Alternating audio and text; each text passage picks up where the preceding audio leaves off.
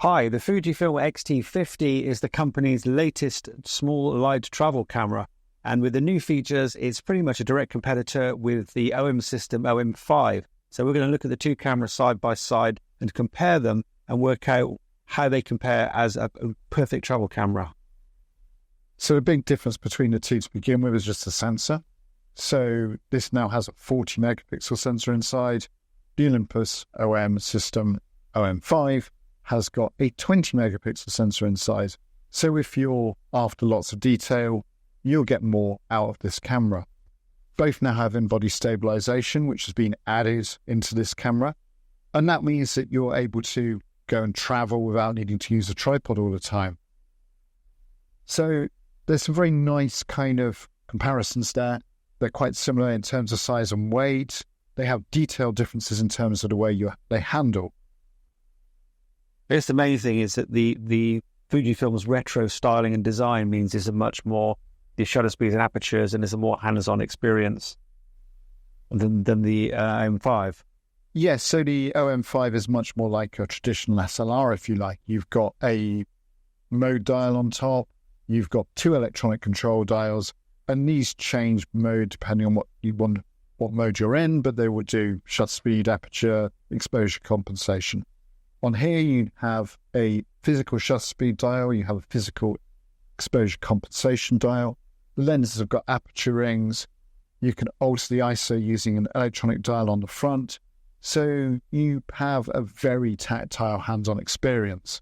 And you've also got an extra dial on top here, which gives you access to Fujifilm's film simulations. So the X-T50 has a physically larger, higher resolution sensor up its sleeve. What does the OM-5 have to combat that? So the OM-5 has exceptional weather sealing. OM system cameras are really well known for this, and you'll be able to use that in an absolute downpour and it will survive. As far as we know, the X-T50 doesn't really have any significant weather sealing at all. It'll still be fine in light rain, but you can't trust it in extreme conditions.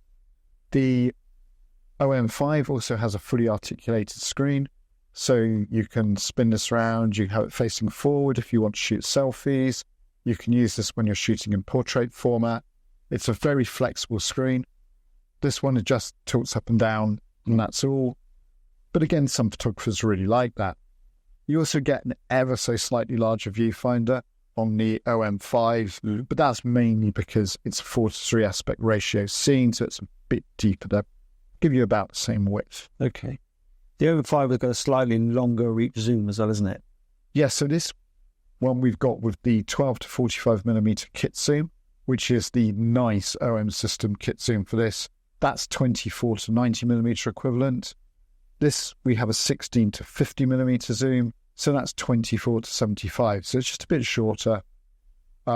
Still a very nice lens to have, still very flexible. And this is a new lens, obviously, isn't it, for this camera as well? This is the new lens. Now it's alongside this camera to replace the older 18 to 55mm Fujifilm kit zoom.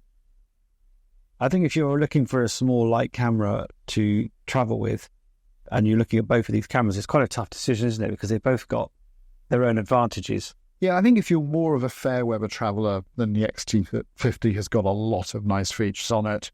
If you're travelling a lot in tough conditions, taking pictures in the rain or in humid conditions, then you might favour the OM-5. Both are very nice cameras indeed.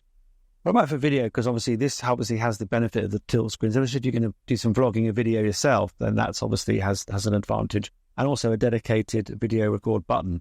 Yeah, so video on the X-T50 is a drive mode. This has got a video record button you can press any time. This has got excellent in-body stabilization. This has also got in-body stabilization, but probably won't be quite as good.